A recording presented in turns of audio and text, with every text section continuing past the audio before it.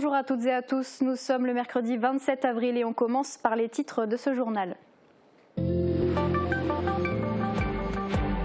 Le nouveau festival d'art franco-allemand Lust in Sarreguemines est lancé. Hier soir a eu lieu l'inauguration du nouveau festival sarregueminois qui s'étendra sur toute une semaine. Rénovation de la traversée d'Aïch à Sarralbe. Après la rénovation du réseau d'assainissement et le renouvellement de la conduite d'eau potable, les travaux d'enfouissement des réseaux secs ont démarré. Apprendre le tri des déchets aux tout petits, c'est la mission que s'est donnée l'homme poubelle. Il s'est rendu à l'école de la montagne supérieure pour un atelier éducatif et ludique. Et enfin, la première naissance de cigogneaux a eu lieu à Sarralbe. Le premier d'une fratrie de 5 est né hier soir vers 21h15. Une heureuse nouvelle pour le célèbre couple de cigognes sarralbigeois.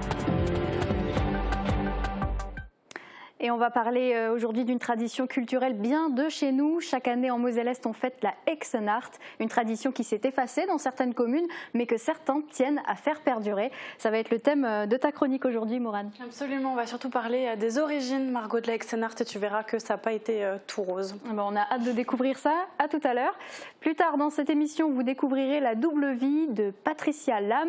Cette AESH de métier revêt son habit de bergère lorsqu'elle n'est pas à l'école, et vous verrez que son quotidien n'est pas de tout repos. Et c'est parti pour une semaine d'animation franco-allemande à Sarreguemines. Le festival d'art Lust in Sarreguemines est lancé. Hier soir s'est déroulée la soirée d'inauguration, un grand moment pour les organisateurs, Benjamin Sibyl et Camille Schaeffer. Notre journaliste Marie-Morgane Pires y a assisté.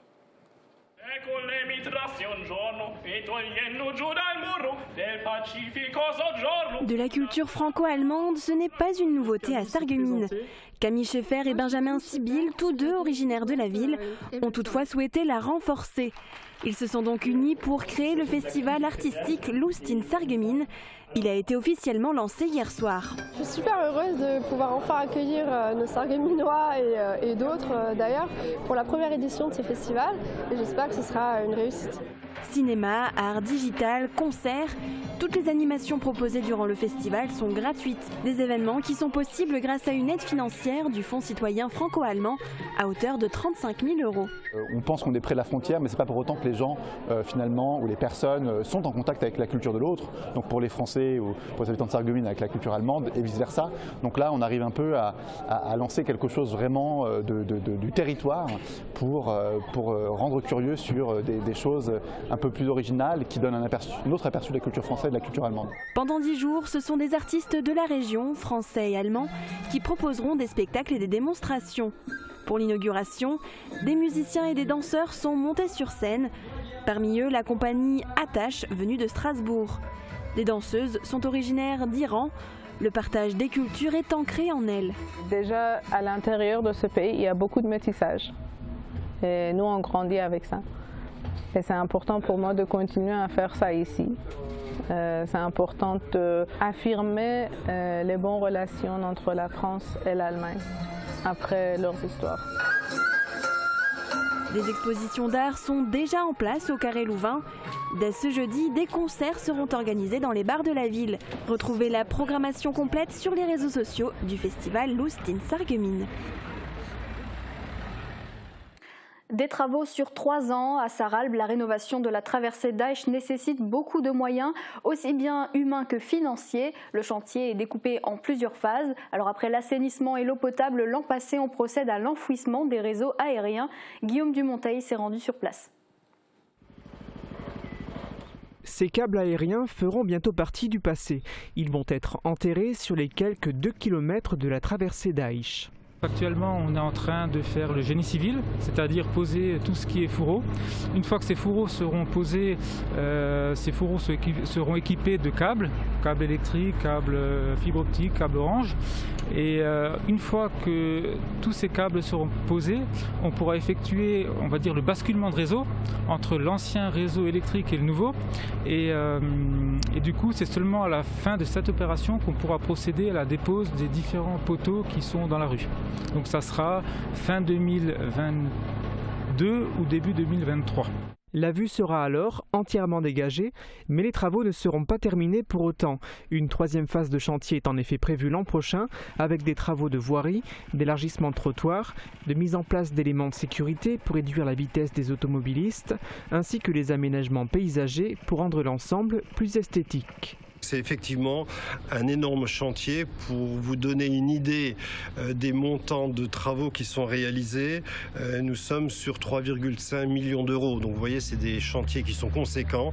C'est d'ailleurs notre plus gros chantier sur 2022. Autre nouveauté apportée sur la traversée, le branchement au gaz de ville. Et enfin, pour être à peu près complet, sachez que l'éclairage public va également être entièrement repris. Un point sur la situation de l'épidémie de Covid au centre hospitalier de Sarreguemines. 40 cas positifs ont été déclarés la semaine dernière. Concernant le nombre d'hospitalisations, la situation reste stable avec 29 patients hospitalisés, dont 2 en service de réanimation. Écologie à présent avec un drôle de personnage qui s'invite régulièrement dans l'espace public. L'homme poubelle est un peu la mascotte écolo de notre secteur. Le tri des déchets, il en fait son affaire. Sa mission, transmettre les bonnes pratiques. Il est intervenu à l'école de la montagne auprès des tout-petits pour une opération de sensibilisation. Retour en images.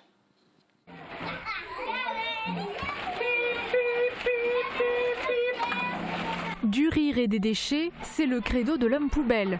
Dans cette classe de maternelle de l'école de la montagne supérieure, sa mission est simple, parler de tri et d'environnement aux tout-petits de manière ludique. Je trouve que de passer par l'humour, ça permet d'en faire non pas une contrainte, mais une chose qu'il sera agréable de faire. Enfin, trier les déchets, c'est des choses qui vont devenir des réflexes parce que c'est passé par le canal d'émotions qui sont positives. Et pour cela, il faut les faire participer à l'activité.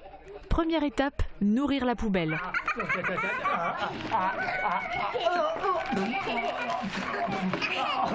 Il nous a parlé des déchets. On les met à la poubelle. Est-ce qu'on met tout dans la même poubelle? Non. On change de poubelle. Après plusieurs cabrioles, Laurent Bartel a fait tomber le costume pour évoquer le recyclage et les différentes poubelles à utiliser. Est-ce que c'est dessiné ici? Regardez là un peu. Là. Ça ressemble pas ça? Comment étaient stockés les déchets avant? Comment préserver l'environnement? Et comment réduire ces déchets aujourd'hui? Autant de messages forts à transmettre aux plus jeunes, mais est-ce vraiment le public à cibler? Et il faut commencer effectivement par sensibiliser les enfants. C'est l'essence même de ce qui va se passer demain. Donc oui, moi je suis convaincue qu'il faut commencer par les enfants. Une jeunesse renseignée et engagée qui peut être le relais auprès des parents. D'ailleurs, ne dit-on pas que la vérité sort de la bouche des enfants? C'est pas bien, ça pollue les poissons. Ah bon?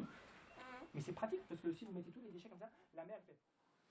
Et bonne nouvelle, hier soir, un heureux événement s'est produit à Sarralbe. Un premier cigogneau est né, il est sorti de sa coquille hier soir vers 21h15. Il reste encore 4 œufs en attente d'éclosion. Et le deuxième cigogneau commence déjà à percer l'enveloppe et devrait naître aujourd'hui. Allez, avez-vous déjà décoré les arbres de vos voisins avec du papier toilette? Nombre d'entre vous ont déjà fait cette blague durant la Hexennacht, plus connue comme la nuit des sorcières. Cette tradition nous vient tout droit de nos voisins allemands. Les sorciers et sorcières d'une nuit déplacent des objets en tout genre pour embêter leurs voisins ou leurs proches. La tradition a déjà quelques rides, alors nous sommes allés demander aux Sarregueminois leurs meilleurs souvenirs et on les écoute. Racontez-moi votre plus beau souvenir de la Hexennacht. Alors, le plus beau souvenir, c'est quand on a déplacé une 2 chevaux sans moteur et qu'on a mis dans une station de lavage sur Herbitzheim. Le meilleur souvenir? Oh mais j'en ai plein, j'en ai pas qu'un, car je suis une sorcière. Bah écoutez, quand on était jeunes, on a mis une fois une petite mobilette sur un arbre. Oui, on a eu le courage de le faire, mais on a bien rigolé parce que le matin, toute la famille était là, en train de regarder la mobilette dans l'arbre. Donc ça a été même un spectacle le lendemain. Dans le temps, on allait voler les gens. On leur enlevait les bancs, tout ce qui traînait devant la maison ou derrière la maison. Alors je vais vous dire, on cassait les œufs sur les poubelles, la farine qu'on jetait, on déplaçait les poubelles, on les mettait chez le voisin. Plus même sur les abris de bus aussi, on s'amusait. On faisait nos petites bêtises, on déplaçait tous les pots de fleurs et du bois, tout ce qu'on trouvait, on pouvait le déplacer d'une maison à une autre. J'ai pas de beaux souvenirs parce que j'avais pas le droit de le faire. Donc voilà. Et si c'est pas indiscret, pourquoi ? Ah bah moi je pense que voilà, mes parents ils avaient peut-être peur qu'on fasse des choses illégales, alors voilà, pour se prémunir, je sais pas, de problèmes, ils ont préféré me garder à la maison. Est-ce que vous avez encore d'autres souvenirs à raconter ? Il y en a plein mais on peut pas tout dire. Et dans le cadre du festival Miré de Plate, la ville de Sarreguemines organise une soirée qui revisite l'ancienne tradition de la Hexenart. Rendez-vous ce vendredi dès 16h30 en zone piétonne. Et de nombreuses animations vous attendent aussi ce week-end. On voit ça tout de suite dans la chronique de Morane.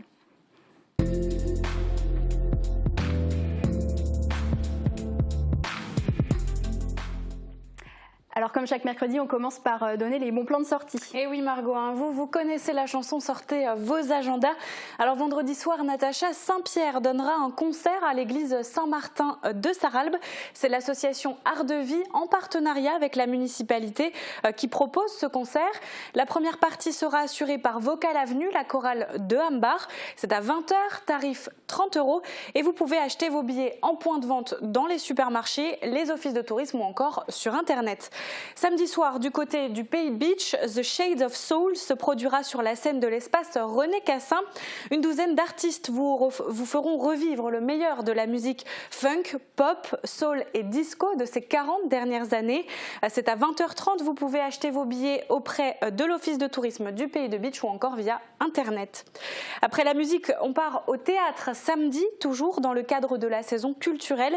La pièce La Voix des Poètes sera présentée à l'auditorium du Casino de Sarreguemines, un spectacle qui allie musique, théâtre, poésie et rêverie dans un équilibre subtil des rythmes et des sons. La Voix des Poètes de Muriel Anastase Ruff mêle les mots et les sons pour des rencontres avec Victor Hugo, Charles Baudelaire, Arthur Rimbaud ou encore Paul Verlaine. C'est à 20h, tarif 10 €. Et si le théâtre ne vous dit rien, vous préférez peut-être l'humour, Noël Perna, alias Mado la Niçoise, débarque à la salle W de Woustvillers ce samedi soir. Alors un spectacle qui rassemble un tas de questions, mais qui donne aussi et surtout des réponses à des questions que vous ne vous poserez jamais. C'est à 20h30. Et enfin pour finir, c'est un anniversaire particulier à Meisenthal. Artopie fête ses 20 ans. Alors pour marquer le coup, l'association propose un tas d'animations sur tout le week-end, mais c'est aussi et surtout le grand retour du premier Meisenthal. Au programme théâtre, concerts et expositions. Et en parlant d'exposition, vous pourrez découvrir une rétrospective photo qui retrace la vie d'Artopie ces 20 dernières années. Le programme est à découvrir sur leur site internet artopie-meisenthal.org. Voilà Margot. Eh ben merci pour ces bons plans. Et maintenant, comme c'est la chronique culturelle, tu as décidé de nous parler de sorcellerie. Absolument. Ce week-end, c'est ce qu'on appelle la Hexenart ou la nuit des sorcières en français. Et elle se déroule dans la nuit du 30 avril au 1er mai. Et qu'est-ce que c'est au final cette nuit des sorcières ? Alors dans mes souvenirs d'enfance, le soir de la Hexenart, on sortait avec les copains pour aller retourner des poubelles, jeter du papier toilette sur les arbres. Non, c'est pas sympa. Jeter des œufs sur les maisons ou encore aller sonner aux portes la nuit et on se barrait en courant comme ça, c'était l'éclate. Et en fait, j'ai pas vraiment compris pourquoi. On savait juste que c'était drôle et on attendait ça avec impatience. Mais en fait, il paraît que c'est une fête propre à notre territoire, du moins dans le nord-est. D'accord, comment ça se fait ? Eh bien, la nuit des sorcières, nous viendrait encore une fois de nos chers voisins allemands. Et la Hexenart tire ses origines dans la nuit de Walpurgis. Alors, c'est une fête païenne, en fait, qui est célébrée dans la nuit donc, du 30 avril au 1er mai, en l'honneur de la sainte Walburge. C'est une missionnaire anglaise du 8e siècle qui avait pour mission d'évangéliser les Germains du continent. Donc rien à voir avec les sorcières. Alors si, tu vas voir, j'y viens. Donc comme je viens de le dire, la fête de Walpurgis c'est une fête païenne et pour l'Église, tout ce qui est païen est à proscrire puisque ça n'a rien de religieux. Et pourtant la sainte Walburge faisait bien partie de l'Église. Oui, alors tu as raison de le souligner. Donc certains célébraient la sainte Walburge, mais d'autres célébraient les divinités du printemps durant la nuit pour marquer la fin de l'hiver des divinités Margot. Or dans la religion chrétienne, il n'y a qu'un seul Dieu. Ah, d'accord, je commence à comprendre le truc. Tu vois le truc. Alors l'Église décida donc d'interdire cette fête et d'excommunier toutes les personnes qui continuaient de la célébrer. Alors les divinités sont pointées du doigt et sont qualifiées de démons. Et en plus de ça, durant la nuit de Walpurgis, les gens allumaient des grands feux de joie et dansaient tout autour. Pour l'Église, pas de doute, c'est bien de la sorcellerie. D'où le nom, la nuit des sorcières. Absolument. Très rapidement, l'Église commença à condamner les actes de sorcellerie. Et qui sont les sorcières, Margot ? Des femmes, généralement. Les femmes, évidemment, on prend encore extrêmement cher. Les femmes étaient accusées d'organiser des sabbats la nuit du 30 avril au 1er mai. Alors les sabbats, ce sont de grandes assemblées nocturnes où les sorcières se réunissaient, durant lesquelles elles pratiquaient toutes sortes de rites païens, voire sataniques, selon les légendes, bien sûr. Et c'est donc de là que la nuit de Walpurgis a été renommée en nuit des sorcières. Tout à fait. Alors évidemment, ça s'inscrit dans le registre de la légende. Zéro preuve que les sorcières ont réellement existé, ni leur balai volant, ni leurs rites sataniques.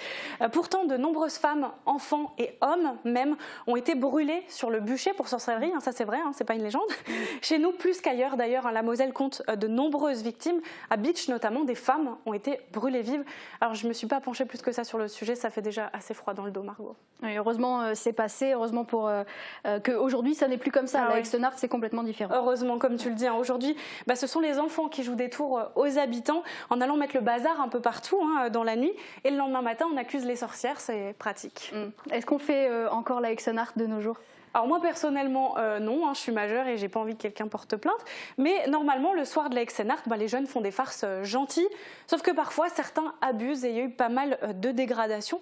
Donc la Exenart, certains l'ont un peu déclinée, comme par exemple à Sarreguemines, vendredi après-midi dans le cadre du festival Mireille de Plate, vous pourrez assister à des scénettes écrites par les élèves du collège du Himmelsberg dans les rues du centre-ville. De 16h30 à 20h, c'est aussi l'occasion d'échanger et de partager vos souvenirs des Exenart passés. Donc il y a aussi un atelier de contes qui est au programme, ainsi qu'une animation musicale avec le groupe Quetschkechte, il y a de quoi faire. Sinon, samedi, du côté d'Ypelin, c'est une marche des sorcières qui est organisée par la société Omnisport. Départ 18h pour un parcours de 8 km. Tout au long du parcours, vous pourrez profiter d'animations et de collations avant la Hexengrill Party, c'est un méga barbecue. Au menu, un potage des sorcières. Et attention, le parcours est payant, c'est 3 € par personne. Et enfin, je vous parlais la semaine dernière, le basket club de Hambach vous convie à une marche nocturne ce samedi soir. Cette marche vous réservera de nombreuses surprises et d'autres animations, et un repas est prévu sur place. Pour en profiter, il faut simplement vous inscrire auprès du club, tarif 10 €. Voilà en tout cas un programme chargé pour cette Exenart édition 2022. Effectivement, preuve que cette fête prend encore une large place dans la culture locale. Absolument. Merci beaucoup Maurane, et on espère que chez vous, il n'y aura pas trop de dégâts ce week-end. En tout cas, surveillez les alentours de votre maison. Dans un instant, on découvrira le quotidien de Patricia Lam, AESH le jour et éleveuse de brebis le soir. Mais avant, une page de pub et un avant-goût de la météo de demain. A tout de suite. La rénovation de vos façades avec Modern Habitat allie esthétique et une résistance garantie à toutes les intempéries. Retrouvez votre programme avec le Crédit Mutuel, partenaire des grands événements de votre région. Une banque qui appartient à ses clients, ça change tout. Bonjour tout le monde, on continue sur notre belle lancée. Le soleil sera encore parmi nous demain. Les quelques nuages présents l'après-midi ne gâcheront pas l'impression de beau temps. Ça se réchauffe légèrement du côté des températures, mais la matinée sera encore fraîche avec 5 à 6 degrés. L'après-midi, les températures iront jusqu'à 20 degrés. Demain, nous serons le jeudi 28 avril. Pensez à souhaiter une belle fête à toutes les Valéries. Le soleil sera parmi nous de 6h19 à 20h46. Je vous souhaite de passer une excellente journée sur Mosaïque Cristal. C'était votre programme avec le Crédit Mutuel, partenaire des grands événements de votre région. Une banque qui appartient à ses clients, ça change tout. Noël Perna et Mado la Niçoise. Après son spectacle Super Mado, elle a décidé de quitter le showbiz et vous promet que du certifié Mado. Un spectacle qui rassemble un tas de questions, mais surtout des réponses à des questions que vous ne vous poserez jamais. Retrouvez-la toujours aussi pétillante sur la scène du W de Woustviller le samedi 30 avril à 20h30. Un apprenti, ça coûte cher ?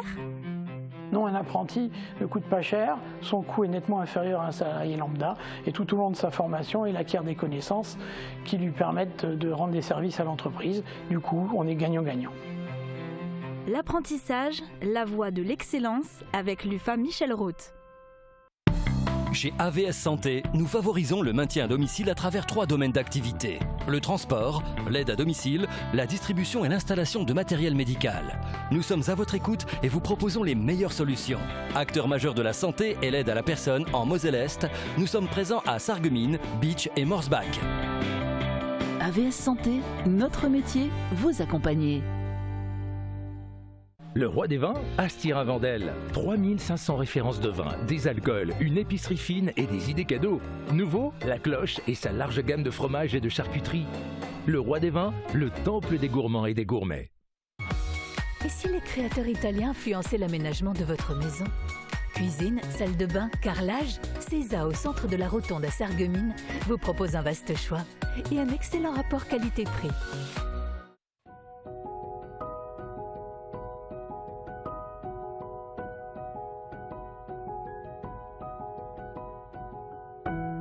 Amandine Mangenot est artiste plasticienne, matiériste et coloriste.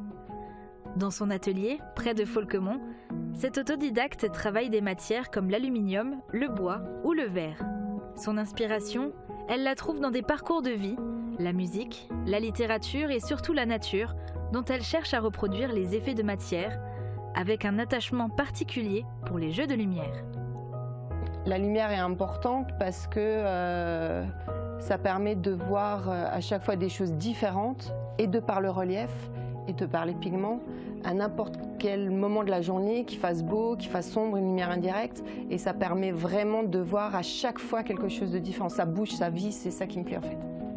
Murs, mobilier, piliers, Amandine travaille de nombreux supports. Elle collabore avec des ébénistes d'art, des miroiteries ou encore des architectes. À la base de son travail, la volonté d'apporter son art dans des projets décoratifs de grande envergure. Je voulais vraiment m'inscrire dans l'intérieur, avoir un petit bout de moi qui puisse faire partie d'un tout en fait. Les gens ont un support ou quelque chose, moi j'ai un savoir-faire un petit peu élargi et donc du coup on arrive toujours à créer des choses et à se lier pour refaire une troisième chose, quoi, tout compte fait. L'art d'Amandine Mangenot a tapé dans l'œil d'entreprises réputées. Elle grave et dessine avec la société Verissima. Plus récemment, c'est Auer Corporate qui a approché la jeune femme.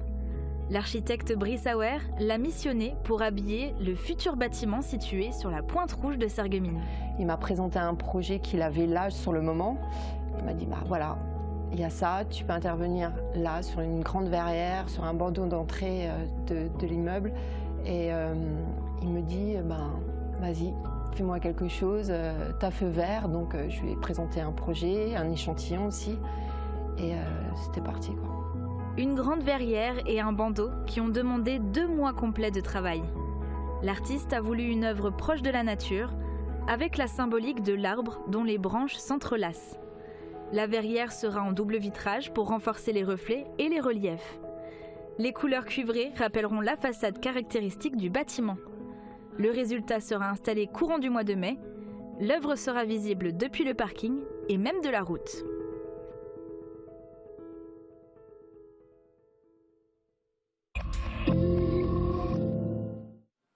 Et on poursuit notre émission avec un portrait, celui de Patricia Lam. Son profil n'est pas ordinaire, son métier AESH, elle accompagne un élève handicapé à l'école et quand elle termine sa journée, elle se fait bergère. C'est un portrait signé Thomas Drouin.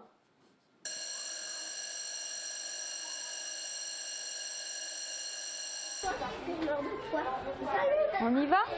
Début d'après-midi comme les autres à l'école de Olvin. Patricia Lam y est AESH, un sigle signifiant accompagnante des élèves en situation de handicap. On est vraiment là pour les aider, pour suivre le cursus scolaire avec les autres élèves, quoi, hein. C'est le jeune Arthur qu'elle accompagne. Assise à côté de lui tout au long de la journée, c'est une discussion continue qui lui permet de l'associer aux travaux de la classe et lui faire vivre une scolarité quasi identique à celle de ses petits camarades. Qu'est-ce qu'il faut faire? Faut que tu vois. Faire des calculs. On se comprend très bien. Il suffit qu'Arthur il me regarde d'une autre façon. Je vais savoir qu'il est peut-être énervé ou il y a peut-être quelque chose qui va le stresser. où il serre les poings, donc je sais que là il faut faire une petite pause, donc je vais lui proposer des choses. Je vais juste lui dire simplement, bah, écoute, je pense que tu as assez bien travaillé, on va faire une petite pause, on va faire un dessin, puis ça passe comme ça, sans aucun problème. Patricia Lam a dû passer son CAP petite enfance, puis exercer 2 ans en tant qu'AVS, auxiliaire de vie scolaire, avant de pouvoir exercer son métier. C'est des contrats, au début on les avait tous les ans, maintenant c'est nouveau, c'est tous les 3 ans. Donc on a un contrat tout de suite signé pour 3 ans. Alors après ça dépend des élèves, moi j'ai une chance, c'est que j'ai un élève autiste. Pour les autistes, on est AESH à 100%. Ils ont besoin d'une aide à 100%.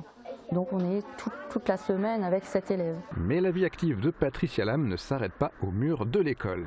Changement de lieu, changement de costume. Je vais vous présenter mon autre activité, ma bergerie. Ça c'est une brebis que je vais rentrer aujourd'hui, qui doit mettre bas demain. On est dans les dates à peu près, entre demain et 2-3 jours. C'est un petit peu sportif.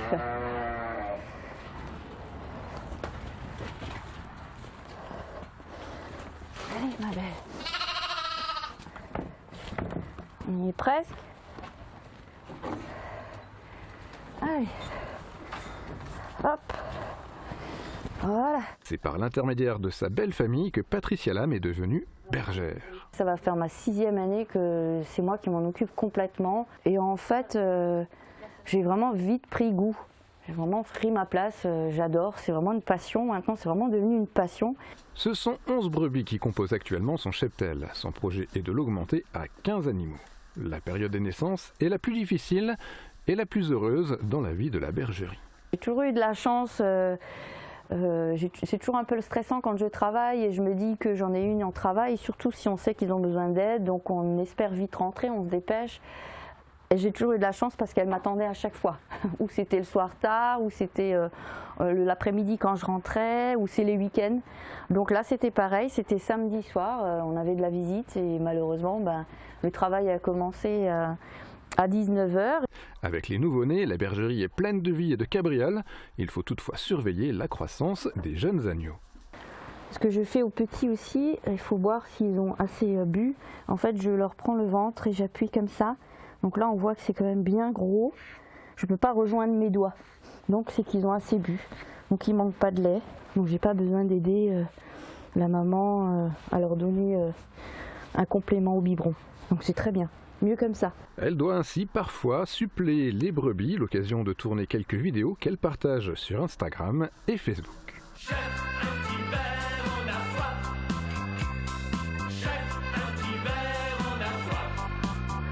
Tu es ma star, tu m'illumines dans le noir.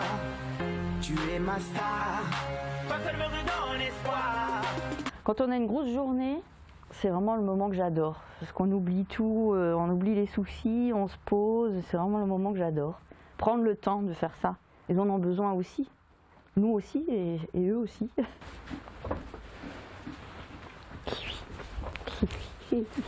Une proximité avec les animaux qui rend naturellement difficile l'instant où il faut s'en séparer. En fait, on en garde normalement pas beaucoup. Les autres agneaux, ils partent soit, comme vous dites, j'aimerais bien trouver des acheteurs qui voudraient faire comme moi, avoir des brebis dans leur champ ou pour entretenir leur terrain, et puis que je sache qu'ils vont être aussi pour la reproduction, pourquoi pas. Et sinon, nos brebis, nos agneaux, ils partent à la coopérative. C'est pour ça que je leur donne la plus belle vie qu'ils peuvent avoir avant ce départ-là. Je suis un beau gosse. Je suis un beau gosse. Et voilà, c'est la fin de ce journal. Merci de votre fidélité. Demain à midi, retrouvez une nouvelle édition présentée par Julia Bitran. À très vite.